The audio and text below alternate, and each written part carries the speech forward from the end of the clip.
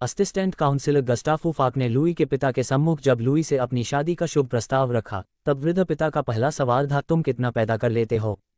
100 kroner से ज्यादा तो नहीं कर पाता, लेकिन वेकिन कुछ नहीं, लुई के पिता ने बीच में टोक कर कहा, तुम्हारी आमदनी काफ़ी नहीं है। लेकिन वह मुझे कितना प्यार करती है, मैं भी तो उसे प्राणों से ज़्यादा चाहता हूँ। हम दोनों एक दूसरे पर कितना विश्वास करते हैं। हो सकता है कुछ भी हो, लेकिन क्या 200 क्रोनर ही तुम्हारी सारी सालाना आमदनी है? हमारी जान पहचान पहले पहल लिडिंगो में हुई थी। सरकारी तनख्वाह के अलावा भी तुम्हें कुछ ऊपरी आमदनी है क्या? लुई के पिता ने जोर देकर पूछा। हाँ, अच्छा, हमारे ख्याल से इतना ही हम दोनों के लिए काफ़ी है। और फिर देखिए हमारा आपस में प्रेम। सो तो बिल्कुल ठीक है, लेकिन मुझे साफू साफ कुछ हिसाब किताब तो बताओ।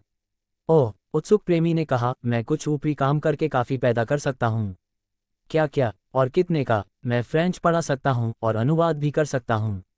और फिर मैं प्रफ रीडिंग से भी तो कुछ पैदा कर सकता हूँ। कितना अनुवाद कर सकते हो? पेंसिल हाथ में उठाकर वृद्ध ने पूछा। ये तो ठीक नहीं बतला सकता, लेकिन फिलहाल मैं एक फ्रेंच की किताब का अनुवाद 10 क्रोनफी फुरमे के हिसाब से कर रहा हूँ। कुल मिलाकर कितने फर्मे हैं सारी किताब में? यही कुछ दर्जन कहना चाहिए। बहुत ठीक, ये कुल समझ लो 250 क्रोना हुआ। इसके सिवा और क्या है? ओह, मैं कह नहीं सकता, कुछ ठीक तय नहीं है। क्या कुछ ठीक तय नहीं है और तुम शादी करना चाहते हो?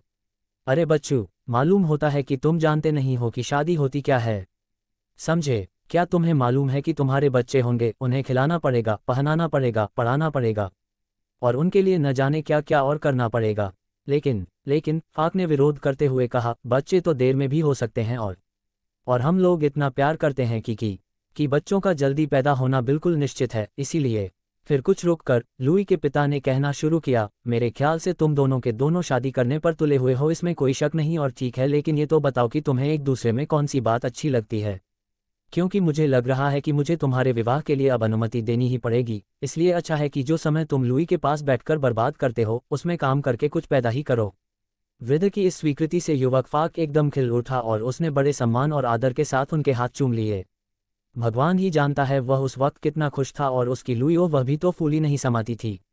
शाम को जब वे साथ साथ हाथ में हाथ डालकर घूमने गए, तो कैसा सुंदर गर्व सा अनुभव कर रहे थे, और उनके मुखों पर एक विचित्र चमक सी खिल रही थी। अब वह शाम को उससे मिलने आने लगा था। साथ में वे छपे हुए कागज ले आया करता था, जिनका वह प्रूफ ठीक करता होता। इसका पापा के ऊपर बड़ा अच्छा असर पड़ा, और लुई ने भी सोचा कि मेरे लिए वह कितनी मेहनत करते हैं, यही सोचकर वह उसे चूम लेती। लेकिन एक दिन शाम को जरा जी बहलाने की गरज से वे थिएटर चले गए। वहां से लौटे तो एक सिकरम में। इस सब में पूरे 10 क्रोना खर्च हो गए। इसी तरह कई और दिन शाम को वह ट्यूशन पर न जाकर लुई के साथ घूमने निकल गया। जैसे जैसे शादी का दिन नज़दीक आता जाता था, अपना घर सजाने की फिक्र उन पर सवार होती जाती थी। इसलिए कुछ जरूरी चीज़ें भी खरीदनी थीं। उन्होंने एक बढ़िया सा पलंग खरीदा, जिसमें स्प्रिंगदार गद्दे, बढ़िया चादर, तकिया और मच्छरदानी भी साथ में थे। लेकिन लुई को एक नीला रेशमी लिहाफू चाहिए था, क्योंकि उसके बाल पीले सुनहरे रंग के थे। सो वह भी खरीदा गया। इसके सिवाय उन्होंने लाल शेड वाला एक लैंप खरीदा, वीनस की एक चीनी की प्रतिमा खरीदी, और एक मेज ली जिसमें चाकू, छुरी, कांटे और शीशे के बर्तनों का एक बढ़िया सेट भी शामिल था। और सोचा कि मैंने बहुत सस्ता सौदा पटा लिया, लेकिन घर पहुंचा तो लुई ने उल्टी ही बात कही। उसने कहा, तुम थक आए और फिर शिकार खाना फिजूल खर्ची करना है। फिर लुई ने सोचा कि इतनी छोटी छोटी सी बात के लिए पति से विरोध करने से काम कैसे चल सकता है। कुछ महीनों बाद लुई फाक की तबीयत खराब हो गई। लेकिन बात क्या थी, ये किसी की समझ में नहीं आता था। क्या सर्दी लग गई? क्या पीतल या तांबे के बर्तनों में खटाई की कोई चीज़ भूल से रखने की वजह से जहरीली हो गई होगी, और उसे लुई शायद खा गई हो। डॉक्टर को लुई को देखने के लिए बुलाया गया। उसने खूब अच्छी तरह परीक्षा करने के बाद कहा, कुछ भी तो बीमारी नहीं है, और ठट्टा मारकर हंस पड़ा। लेकिन लुई तो बहुत बीमार थी। शायद दीवार के कागज में संख्या रही हो, और वह हवा में उड़कर उसकी सांसों द्वारा अंदर पेट में पहुंच गई हो। इसलिए गस्टाफू दीवार का कुछ कागज छुड़ाकर एक केमिस्ट के यहाँ ले गया, और उसने कहा कि इसका ठीक से बारीक विश्लेषण करो। और केमिस्ट के वैज्ञानिक विश्लेषक ने घोषणा की कि इस कागज में किसी तरह की कोई भी जहरीली चीज़ नहीं है। लुई की बीमारी कम नहीं हो रही थी। किताबें पढ़ना शुरू की और उसे लुई की बीमारी बुक डॉक्टर लगी। बस उसने अपना इलाज करना शुरू कर दिया। उसके कमर सी धोए जाते थे, और एक महीने के अंदर अंदर उसकी दशा सुधरती ही हुई हो। ये सब कुछ तो अकस्मात ही हो न गया। इतनी जल्दी यह कुछ हो जाएगा, ये तो पापा और मामा ने भी नहीं सोचा होगा। लोग उन्हें क्या खुशी न होगी। और जो बच्चा होगा वह लड़का तो जरूर ही होगा, इसमें भी भला कोई शक हो सकता है।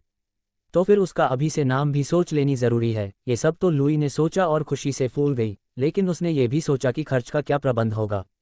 और पति से बोली, देखो जी, तुमने अभी तक अपनी आमदनी बढ़ाने के लिए कोई भी प्रयास नहीं किया है, और जो कुछ फिलहाल कमा रहे हो उससे तो कृत्य अभी भी पूरा नहीं पड़ता।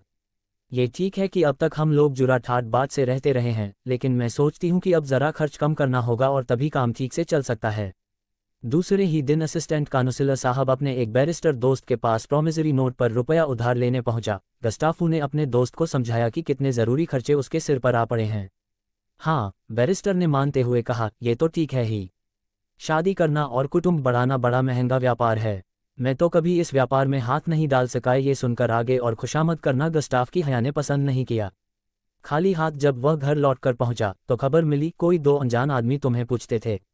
नहीं नहीं, वे सैनिकों की तरह हडटेक के जवान थोड़े ही थे, वे काफ़ी प्रौढ़ व्यक्ति थे। अरे तब मेरे उपसला के मिलने वाले होंगे, मेरी शादी के बारे में सुनकर आए होंगे।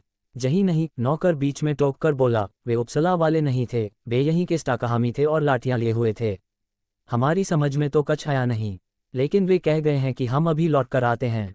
गस्टॉफ फिर बाजार चला गया और इस बार रसभरी खरीद लाया।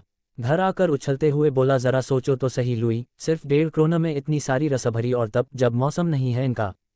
कैसा बढ़िया सौदा रहा है न?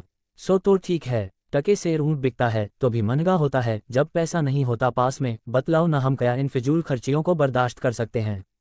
प्रिय, कोई परवाह नहीं है, मैंने कुछ और काम ढूंढ लिया है। लेकिन हमारे ऊपर जो कर्जा है, सो कर्जा तो क्या हुआ, मैं और कुछ रुपया लेकर उसे चुकाने का प्रबंध कर रहा हूँ। हाय, लुई ने करुणा प्रदर्शित करते हुए कहा, तो क्या वह एक और नया कर्जा हमारे सर पर नहीं होगा? अगर होता भी है तो क्या हुआ, एक जगह से तो छुटकारा होगा। लेकिन तुम खामखा ये परेशान करने वाली बातें क्यों छेड़ बैठती हो? कैसी बढ़िया रसभरी हैं, और इनके ऊपर शहरी तारांकन का एक गिलास कितना मज़ा देगा, जानती हो?